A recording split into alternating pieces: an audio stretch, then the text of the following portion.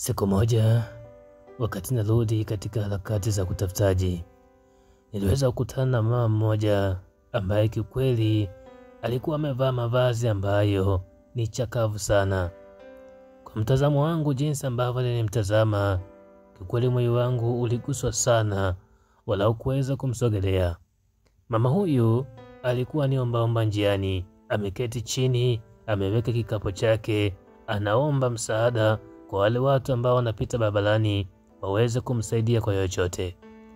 Niliweza kumsogelea na kuweza kumsalimia, lakini mara baada ya salamu niliweza kutoa chochote kidogo ambacho kilikuwepo katika mfukoni mwangu. Huyu mama kiukweli alishukuru sana na kuniombea baraka kwa Mwenyezi Mungu. Lakini kabla sijaondoka, kuna kitu nilitamani sana kuweza kuongea naye. Ikabidi nimuulize, "Je, mama, unaweza kuniruhusu walau kunipatia dakika 5 niweze kuongea na wewe?" Mama akasema, "Haina shida mwanangu. Kama una jambo ambalo unahitaji kupata mawazo yangu, basi keti chini uniambie." Nilifurahi sana. Nilipoketi chini, nilikuwa na maswali mengi sana ya kumuuliza, lakini swali kubwa ambalo lilikuwa siku zote napenda kujiuliza na kumuuliza pia ni hili hapa: je, una watoto au familia ambayo mwanzo ulikuwa unaitazama? Basi nilipomuuliza swali hili, huyu mama akasema, "Ni kweli, hapa unavyoniona nina watoto 5. Watoto hawa 5 wote wako hai, wako katika miji yao, wako katika nyumba zao, na kwa sasa wana familia zao. Kifupi, hakuna hata mmoja kati ya hao 5 ambaye anaweza kunisaidia mimi chochote, na ndio maana niko hapa barabarani, naomba msaada walau kwa watu wengine ambao wanapita waweze kunisaidia chochote." Kiukweli moyo wangu uliumia sana, nikawa najiuliza maswali mengi sana. Inawezekanaje watoto 5 ambao wamelelewa na mama mmoja, wakakuzwa katika maadili mazuri hadi wakawa watu wazima, washindwe kumsaidia mama mmoja, kiasi kwamba ikapelekea mama huyu akaenda mtaani kuombaomba? Lakini mwisho ikanibidi nimuulize, "Samahani sana mama, je, kulikuwa na ugomvi wowote kati yako wewe na hawa watoto kiasi kwamba watoto walikuchukia na kiasi cha kushindwa kuweza kusaidia kwa chochote?" Yule mama alinitazama sana, akasema, "Sikiliza nikwambie kijana yangu, unajua baadhi ya watu duniani tumeumbwa ili tuje kudhalilika." Nikamtazama sana kwa jicho la huruma, nikamuuliza, "Kwa nini unasema hivyo na kwa nini umeumbwa kudhalilika?" Akasema, "Kijana, hebu ngoja nikuulize kitu kimoja. Ulishawahi kusikia kitu chochote kinachohusu uchawi?" Nikasema, "Naam, nimesikia, na ni mara nyingi sana naona watu wakisema na kuzungumzia uchawi." Akasema, "Sawa, kwa jinsi ambavyo umesikia na kuufahamu uchawi, hivi mchawi anaweza akamlea mtoto wake hadi akafikia miaka 30 bila kumzulu kitu chochote, na ana watoto wengi zaidi ya 4? Nikasema, "Hapana. Kwa kawaida, kwa jinsi ambavyo nasikia, katika uchawi kuna kafara. Kafara zile zinahusisha kutoa watoto kama sadaka pindi ambapo wewe mchawi umekula mali za wenzio, na ndio maana kuna wakati mchawi anatoa kafara watoto wake, anawala watoto wake yeye mwenyewe, na pindi atakapokataa kufanya hivyo, basi inawezekana yeye mwenyewe akapoteza maisha, kwa maana kafara inatolewa kwa upande wake." Mama huyu akasema, "Basi sawa, umejibu vizuri sana mtoto wangu. Mimi wanangu hawa waliniambia ya kwamba mimi nawafanyia uchawi, hawaendelei kwa sababu yangu mimi. Wameingia katika ndoa zao zina changamoto, lakini mimi ndio tatizo. Sasa alianza mkubwa Baada ya kupata changamoto, akasema ambaye anasababisha mimi napata haya matatizo ni mama. Wadogo zake waliofuata nao wakamsikiliza kaka yao, wakasema mama ana matatizo, kwa hivyo kama mama ana matatizo, hebu tumuache aendelee na maisha yake. Hapo ndipo ambapo nilianza kukosa msaada kutoka kwa watoto wangu.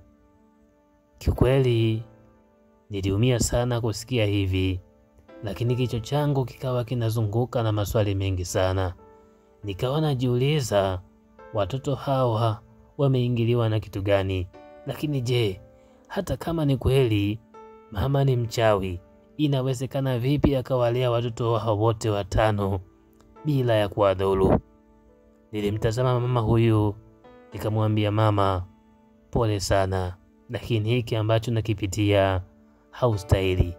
Mama akasema, hapana, mimi nastahili kupitia haya kwa sababu yawezekana ndio hatima yangu, nimeumbwa niishi hivi.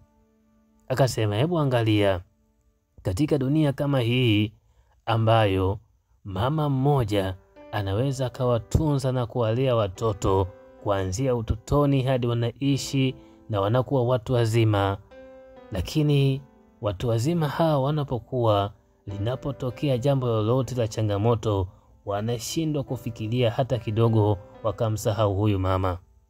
Je, hauoni ya kwamba mimi niliumbwa ili mradi niweze kudhalilika? Chozi likawa linamtoka huyu mama, akawa anasikitika sana. Ikabidi walau niweze kumpatia kitambaa afute chozi lake katika macho. Mwisho ikabidi nimpe moyo ya kwamba dunia ndivyo ilivyo, lakini usikate tamaa katika kuiendea furaha yako wala katika maisha yako. Huenda Mungu akakuletea baraka kutokana na hiki ambacho nakifanya. Sasa hiki ni kisa cha kweli na hii ni historia ya kweli. Mimi ninayehadisia nimekutana na huyu mama. Labda tunalileta kwenu katika jamii. Vijana, hebu tuulizane ya kwamba kuna kosa ambalo mama yako akilifanya linaweza likakufanya ukakata mawasiliano naye. Yaani kuna kosa au kisa chochote ambacho mama yako akikufanyia unasema hapana, kwa jinsi ambavyo amenifanyia hivi, basi sitamtafuta katika maisha yangu yote. Je, lipo hilo kosa? Kama lipo, hebu tuambie ni kosa la uzito gani ambalo linakufanya ushindwe kumsamehe mama yako mzazi kiasi kwamba ukamkana na kusema sitaweza kumsaidia katika maisha yangu yote, hali ya kuwa yeye alijitoa miezi 9 kuweza kukuweka katika tumbo lake. Alizaa kwa uchungu, akajinyima sana, ukaweza kula ukiwa mtoto hadi ukafikia rika la kuweza kujitegemea wewe mwenyewe. Leo umekuwa unasema haiwezekani, nimegundua mama yangu ni mchawi, nimegundua mama yangu amenifanyia hivi, kwa hivyo kwa kuwa yeye ni mchawi basi sitaweza kumsaidia tena. Nikwambie kijana mwenzangu ya kwamba unakosea sana. Mama ni mama na nafasi yake haiwezi ikazibwa na mtu yoyote yule. Kwa hivyo kama umeona kweli mzazi wako kuna makosa fulani ameyafanya, na kupitia makosa hayo basi yanakufanya ukasirike au ushindwe kumsaidia, ni vema ukamfuata ukasema, wewe ni mzazi wangu, lakini ukiondoa uzazi, wewe ni binadamu wa kawaida na binadamu anaghafilika. Kwa hivyo tulikoseana, naomba unisamehe mama, nami ninakusamehe kwa yale yote ambayo yametokea.